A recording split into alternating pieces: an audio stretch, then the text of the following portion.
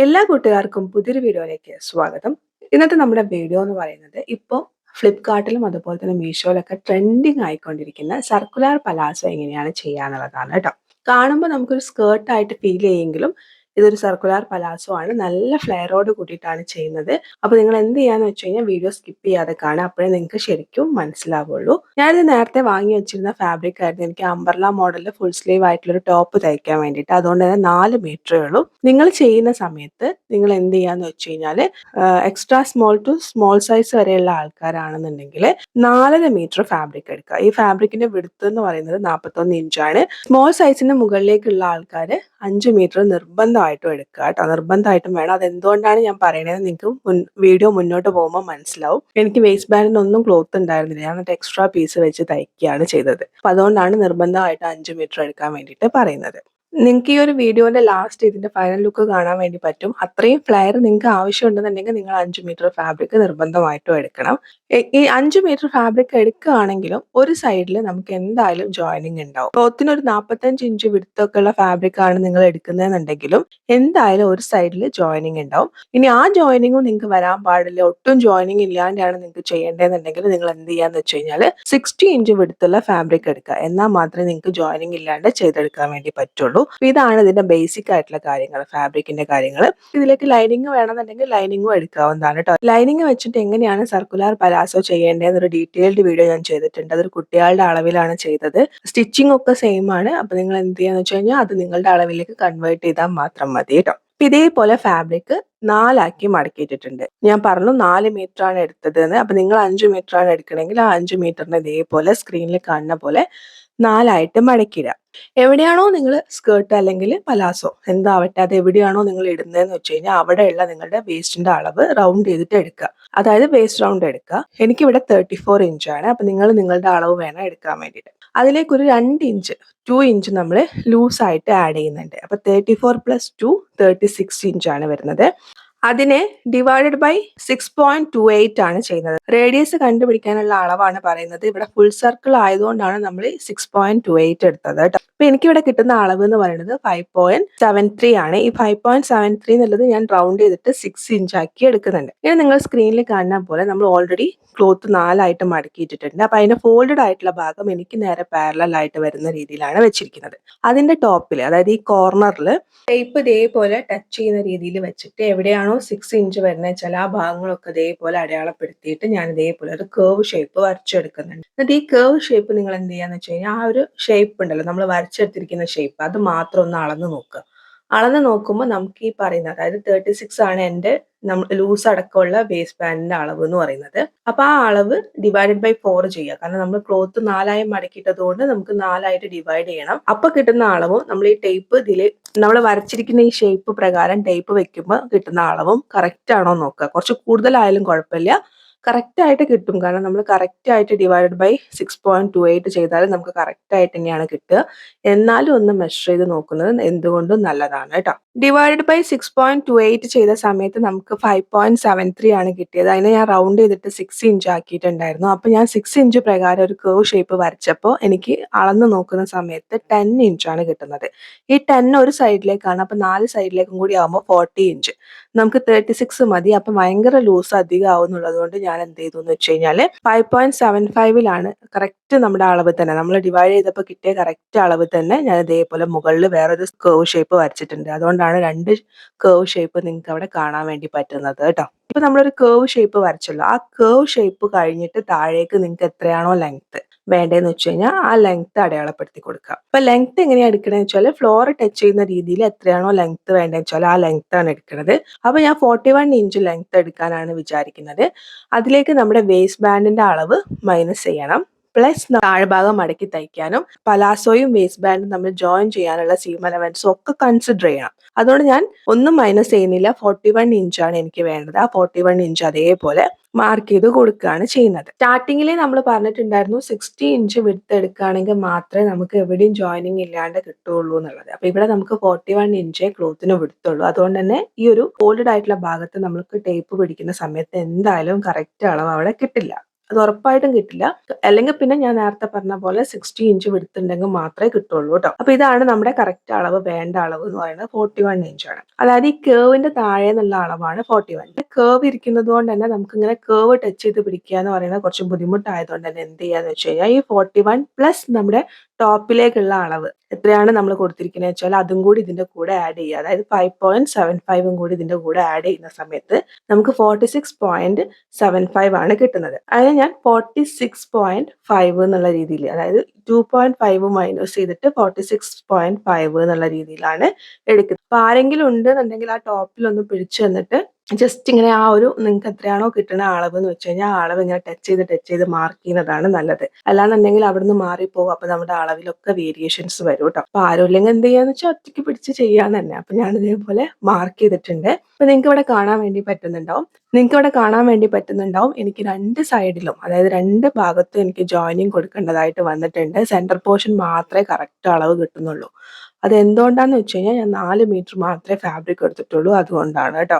ഈ മാർക്ക് ചെയ്ത അളവ് പ്രകാരം ഞാനൊന്ന് കട്ട് ചെയ്തെടുക്കുന്നുണ്ട്. കട്ട് ചെയ്ത് കഴിഞ്ഞതിന് ശേഷം ബാലൻസ് വരുന്ന ഫാബ്രിക് നിങ്ങൾ സ്ക്രീനിൽ കാണുന്ന പോലെ നമുക്ക് ഇതേപോലെ എക്സ്ട്രാ ജോയിൻ ചെയ്ത് കൊടുക്കണമല്ലോ. അപ്പോൾ ഒരു 1/2 ഇഞ്ച് മുകളിലേക്ക് വെച്ചിട്ട് വേണം ചെയ്യാൻ വേണ്ടിയിട്ട്. കാരണം ആ 1/2 ഇഞ്ച് എന്തിനാന്ന് വെച്ച് കഴിഞ്ഞാൽ നമുക്ക് സീം അലവൻസ് ആണ്. അപ്പോൾ ഒരു 1/2 ഇഞ്ച് ഇതേപോലെ മുകളിലേക്ക് ഓവർലാപ്പ് ചെയ്യുന്ന രീതിയിൽ വെക്കുക. അപ്പോൾ നമ്മുടെ ആ അളവ് അതേപോലെ തന്നെ ഒന്ന് ഈ എക്സ്ട്രാ വെച്ചിരിക്കുന്ന ഫാബ്രിക്കിൽ വരച്ചിട്ട് കട്ട് ചെയ്തെടുക്കുക. നിങ്ങൾ ചെയ്യുന്ന സമയത്ത് നിങ്ങൾ 5 മീറ്റർ ഫാബ്രിക് എടുക്കുകയാണെങ്കിൽ നിങ്ങൾക്ക് ഒരു സ്ഥലത്ത് മാത്രമേ ജോയിനിങ് കൊടുക്കേണ്ടതായിട്ടുണ്ടാവുള്ളൂ. എനിക്കിവിടെ ഫാബ്രിക് കുറവായതുകൊണ്ട് രണ്ട് സൈഡിലും വേണ്ടി വന്നിട്ടുണ്ട്. അപ്പൊ ഞാൻ ഓപ്പോസിറ്റ് സൈഡും സെയിം ഇതേപോലെ തന്നെ ആവശ്യാനുസരണം വെച്ച് കട്ട് ചെയ്തെടുക്കുന്നുണ്ട്. ഇത് കട്ട് ചെയ്ത് കഴിയുമ്പോൾ എനിക്ക് ഒട്ടും വേസ്റ്റ് ബാൻഡ് ചെയ്യാൻ ഫാബ്രിക് ഇല്ല. പിന്നെ ഞാൻ ജോയിൻ ചെയ്തെടുത്തിട്ട് ഫ്രണ്ടിലേക്ക് മാത്രം പ്രിന്റഡ് ഫാബ്രിക്കും ബാക്ക് പോർഷൻ, അതായത് കവർ ചെയ്യുന്ന പോർഷൻ പ്ലെയിൻ ആയിട്ടുള്ള ഫാബ്രിക്കും കൊടുത്ത് അഡ്ജസ്റ്റ് ചെയ്യാണ് ചെയ്തത്. ഇനി നമ്മൾ ടോപ്പ് പോർഷനിൽ ഇതേപോലെ കർവ് ചെയ്ത് വരച്ചിരിക്കുന്ന ആ ഭാഗവും ഇതേപോലെ നമുക്കൊന്ന് കട്ട് ചെയ്യാം. അപ്പൊ ഇവിടെ നമ്മളിപ്പോ ഒരു അംബ്രല സ്കേർട്ട് ചെയ്യുന്ന മെത്തേഡിൽ കട്ട് ചെയ്തെടുത്തിട്ടുണ്ട്. ഇനി നമുക്കിത് പലാസോ ആക്കണം. പലാസോ ആക്കുന്ന സമയത്ത് നമുക്ക് എന്ത് ചെയ്യണം, ക്രോച്ച് വരയ്ക്കണം. അപ്പൊ നിങ്ങൾ സ്ക്രീനിൽ കാണുന്ന പോലെ വേണം ക്രോച്ച് വരയ്ക്കാൻ വേണ്ടിയിട്ട്. അതിന് വേണ്ടിയിട്ട് എന്ത് ചെയ്യാന്ന് വെച്ച് കഴിഞ്ഞാൽ ക്രോച്ച് ലെങ്ത് കണ്ടുപിടിക്കുക. ക്രോച്ച് ലെങ്ത് എങ്ങനെയാ കണ്ടുപിടിക്കുക എന്ന് വെച്ച് കഴിഞ്ഞാൽ എത്രയാണോ നിങ്ങളുടെ വേസ്റ്റ് റൗണ്ട് അതിനെ ഡിവൈഡഡ് ബൈ 3 ചെയ്യുകയാണെങ്കിൽ നമുക്ക് കറക്റ്റ് ആയിട്ടുള്ള ക്രോച്ച് കിട്ടും കേട്ടോ. അപ്പൊ എനിക്ക് ഇവിടെ കിട്ടിയിരിക്കുന്ന അളവ് എന്ന് പറയുന്നത് 13.5 ഇഞ്ച് ആണ്. ഈ 13.5 ഇഞ്ച് എന്ന് പറയുന്നത് നമ്മുടെ വേസ്റ്റ് ബാൻഡും കൂടി ചേർത്തിട്ടുള്ള അളവാണ്. അപ്പൊ ഞാൻ എന്താ ചെയ്യുന്നതെന്ന് വെച്ച് കഴിഞ്ഞാൽ ഒരു 1 ഇഞ്ചിന്റെ എലാസ്റ്റിക് അല്ലെങ്കിൽ ഒരു 1.5 ഇഞ്ചിന്റെ എലാസ്റ്റിക് ആണ് കൊടുക്കാൻ ഉദ്ദേശിക്കുന്നത്. അപ്പൊ ആ ഒരു പോർഷൻ ഇതേപോലെ നിങ്ങൾ സ്ക്രീനിൽ കാണുന്ന പോലെ നമ്മുടെ ഈ ഒരു കർവിന്റെ മുകളിലേക്ക് പൊക്കി വെച്ചിട്ട് ബാക്കി എവിടെയാണോ നമ്മുടെ അളവ് ടച്ച് ചെയ്യുന്നതെന്ന് വെച്ച് കഴിഞ്ഞാൽ അവിടെ നിങ്ങൾ ഈ സ്ക്രീനിൽ കാണുന്ന പോലെ ഒരു ഷേപ്പ് ക്രിയേറ്റ് ചെയ്തെടുക്കുകയാണ്. അപ്പൊ നിങ്ങൾക്ക് തോന്നും എന്തിനാണ് ഇങ്ങനെ കുറച്ച് നീക്കിയിട്ട് വരച്ചത്, കാരണം കറക്റ്റ് ആ സ്ട്രെയിറ്റ് ആയിട്ട് തന്നെ വരച്ചാൽ പോരെ എന്ന് തോന്നാം. പക്ഷെ അങ്ങനെ നമുക്ക് വരയ്ക്കാൻ പറ്റില്ല. കാരണം ഈ ക്രോച്ച് നമുക്ക് ക്രിയേറ്റ് ചെയ്യണമല്ലോ. അപ്പൊ അതിന് വേണ്ടിയിട്ട് അവിടെ ഒരു 2.5 ഇഞ്ച് എന്തായാലും ഉണ്ടാവണം. അപ്പൊ അതുകൊണ്ടാണ് ഇതേപോലെ കുറച്ച് ഫാബ്രിക് നീക്കിയിട്ട് സ്ട്രെയിറ്റ് ആയിട്ട് അടയാളപ്പെടുത്താൻ പറഞ്ഞത്. അവിടെ ഇതേപോലെ ഒരു എൽ ഷേപ്പ് വരച്ചു കൊടുക്കുന്നുണ്ട്. ഒരു 2.5 ഇഞ്ചാണ് നമുക്ക് ക്രോച്ച് മാർക്ക് ചെയ്യാൻ വേണ്ടിയിട്ട് വിഡ്ത്തായിട്ട് അവിടെ മാർക്ക് ചെയ്ത് കൊടുക്കുന്നത്. ഫ്രഞ്ച് കർവ് ഉപയോഗിച്ചിട്ട് ഇതേപോലെ ഒരു കർവ് ഷേപ്പ് വരച്ചു കൊടുക്കുന്നുണ്ട്. ഫ്രഞ്ച് കർവ് ഇല്ലാന്ന് വെച്ചിട്ട് ടെൻഷൻ ആവൊന്നും വേണ്ട. ജസ്റ്റ് കൈ വെച്ച് ഫ്രീ ഹാൻഡ് ആയിട്ട് വരച്ചെടുത്താൽ മതി. വരച്ച പ്രകാരം ഒന്ന് കട്ട് ചെയ്തെടുക്കാം. അപ്പൊ നമ്മൾ കട്ട് ചെയ്ത് കഴിഞ്ഞാൽ നിങ്ങൾക്ക് കാണാൻ വേണ്ടി പറ്റുന്നുണ്ടാവും 2 പീസായിട്ടാണ് നമുക്ക് കിട്ടുക. അപ്പോൾ ഒരൊറ്റ കാലിന്റെ തന്നെ ഫ്ലെയർ എത്രത്തോളം ഉണ്ടെന്ന് നിങ്ങൾക്ക് കാണാൻ വേണ്ടി പറ്റുന്നുണ്ടാവും. നല്ല ഫ്ലെയർ ഉണ്ടാവും കേട്ടോ. നല്ല ഭംഗിയുമായിരിക്കും കാണാൻ വേണ്ടിയിട്ട്. ആദ്യം തന്നെ എന്ത് ചെയ്യാന്ന് വെച്ച് കഴിഞ്ഞാൽ ഈ ജോയിൻ ചെയ്യാനുള്ള ഭാഗങ്ങൾ ജോയിൻ ചെയ്യാം. അപ്പൊ ഞാൻ ബാക്കി 3 ഭാഗവും ഓൾറെഡി ജോയിൻ ചെയ്തിട്ടുണ്ട്. അപ്പൊ എങ്ങനെയാണ് ജോയിൻ ചെയ്യുന്നത് എന്നുള്ളത് കാണിച്ചു തരാം. മെയിൻ ഫാബ്രിക് എടുത്തിട്ടുണ്ട്. അതിന്റെ നല്ല വശത്തിന്റെ മുകളിൽ ഈ ജോയിൻ ചെയ്യാൻ വേണ്ടി നമ്മൾ കട്ട് ചെയ്ത് വെച്ചിരിക്കുന്ന പീസിന്റെ നല്ല വശം വെച്ച് കൊടുക്കുക. നമ്മുടെ ഈ സർക്കുലർ പലാസോ കട്ട് ചെയ്തിട്ടുള്ള ഈ പീസിന്റെ സ്ട്രെയിറ്റ് ആയിട്ടുള്ള ഭാഗത്തായിരിക്കും ജോയിൻ ചെയ്യാനുണ്ടാവുക. അതേപോലെ തന്നെ നമ്മൾ കട്ട് ചെയ്ത് വെച്ചിരിക്കുന്ന പീസിലും സ്ട്രെയിറ്റ് ആയിട്ടുള്ള ഭാഗം വേണം വെക്കാൻ വേണ്ടിയിട്ട്. അതിന്റെ താഴ്ഭാഗത്തായിരിക്കും കേർവ് ഉണ്ടാവുക കേട്ടോ. അതായത് സ്ട്രെയിറ്റ് ആയിട്ടുള്ള ഭാഗങ്ങൾ വേണം ഒന്നിനു മുകളിൽ ഒന്നായിട്ട് വെക്കുക. അത്രമാത്രം ആലോചിച്ചാൽ മതി. ഡബിൾ സ്റ്റിച്ച് കൊടുക്കുക. ലോക്ക് ചെയ്യാൻ പറ്റുമെങ്കിൽ സൈഡ് ഒന്ന് ലോക്ക് ചെയ്യുക. അതിനുശേഷം ഇത് നിവർത്തി വെച്ചിട്ട് ഒരു ടോപ്പ് സ്റ്റിച്ചും കൂടി കൊടുക്കുക.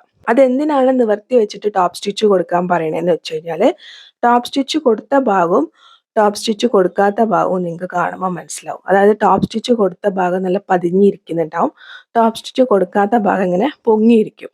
അപ്പോൾ അതൊരു വൃത്തികേടാണ്. അതുകൊണ്ടാണ് ടോപ്പ് സ്റ്റിച്ച് കൊടുക്കാൻ പറയുന്നത്. അപ്പോൾ ഇതേപോലെ ഞാൻ 4 ഭാഗവും ചെയ്തെടുത്തിട്ടുണ്ട്. എനിക്ക് 4 ഭാഗം ചെയ്യാനുണ്ടായിരുന്നു. 2 സൈഡിൽ ജോയിനിങ് ഉള്ളതുകൊണ്ട്. നിങ്ങൾ ചെയ്യുമ്പോൾ ചിലപ്പോൾ നിങ്ങൾക്ക് 2 ഭാഗമേ ഉണ്ടാവുള്ളൂ, 2 പീസേ ഉണ്ടാവുള്ളൂ കേട്ടോ. ഇനി നമുക്ക് ക്രോച്ച് ജോയിൻ ചെയ്യാം. ഒരു പീസിന്റെ നല്ല വശത്തിന് മുകളിൽ അടുത്ത പീസിന്റെ നല്ല വശം വെക്കുക. ഈ ക്രോച്ചിന്റെ ഭാഗം ഇതേപോലെ നിങ്ങൾ സ്ക്രീനിൽ കാണുന്ന പോലെ കറക്റ്റ് ആയിട്ട് സ്റ്റിച്ച് ചെയ്യുക. കുറച്ച് സീം അലവൻസ് വെച്ചിട്ട് സ്റ്റിച്ച് ചെയ്യുക കേട്ടോ. കാരണം ഇതുപോലുള്ള ഫാബ്രിക് ഒക്കെ ആകുമ്പോൾ പെട്ടെന്ന് പിന്നി പോകാൻ സാധ്യത വളരെ കൂടുതലാണ്. അപ്പോൾ കുറച്ച് സീം അലവൻസ് വെച്ചിട്ട് സ്റ്റിച്ച് ചെയ്യുക.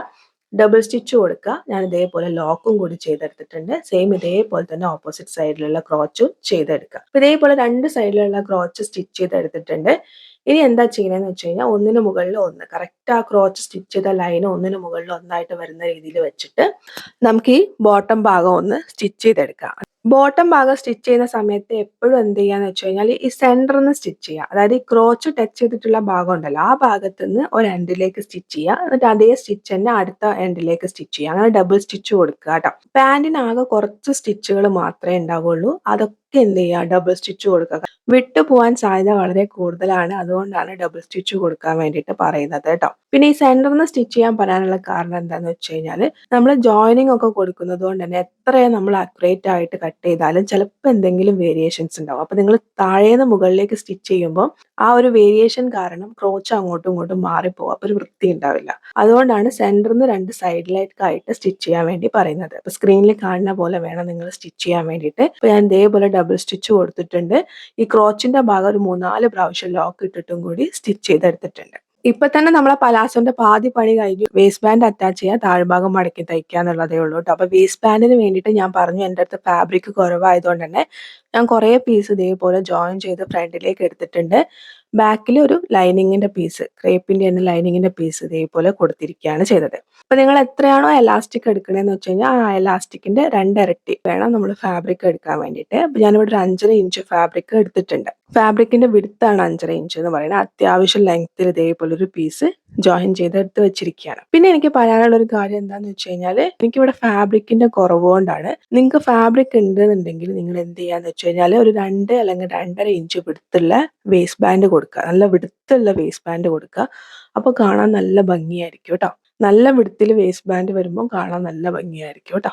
ഇതേപോലെ വേസ്റ്റ് ബാൻഡ് എടുത്തിട്ടുണ്ട്. വേസ്റ്റ് ബാൻഡ് നിങ്ങൾക്ക് സ്ക്രീനിൽ കാണാൻ വേണ്ടി പറ്റുന്നുണ്ടാവും. നമ്മുടെ ഈ ക്രോച്ച് ഏരിയ സ്റ്റിച്ച് ചെയ്തിട്ടുള്ള ആ ലൈൻ ഉണ്ടല്ലോ, ആ ലൈനിൽ കറക്റ്റ് മുകളിലായിട്ട് ഈ വേസ്റ്റ് ബാൻഡ് വരത്തക്ക രീതിയിൽ താഴ്ഭാഗമാണ് നമ്മൾ വെച്ച് കൊടുക്കുന്നത്. താഴേന്ന് മുകളിലേക്ക് മറിച്ചെടുക്കുന്ന രീതിയിലാണ് വെക്കുന്നത് കേട്ടോ.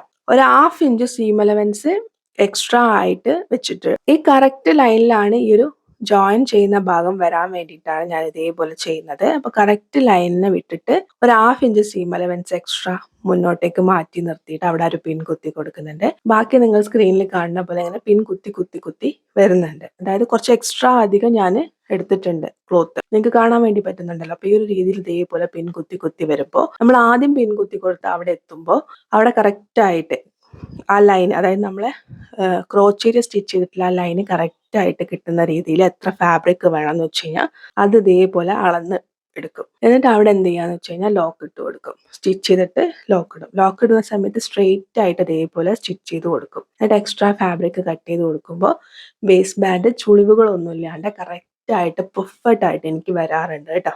ഇനി നമ്മൾ ഈ പിൻ കുത്തി കൊടുത്ത പ്രകാരം നമ്മളൊന്ന് റൗണ്ട് ചെയ്തിട്ട് സ്റ്റിച്ച് ചെയ്ത് എടുക്കുന്നുണ്ട്. നിങ്ങൾക്ക് കാണാൻ വേണ്ടി പറ്റുന്നുണ്ടാവും. ഒരു ചുളിവോ കാര്യമോ ഒന്നും വന്നിട്ടില്ല. കറക്റ്റ് ആയിട്ട് എനിക്ക് വന്നിട്ടുണ്ട്.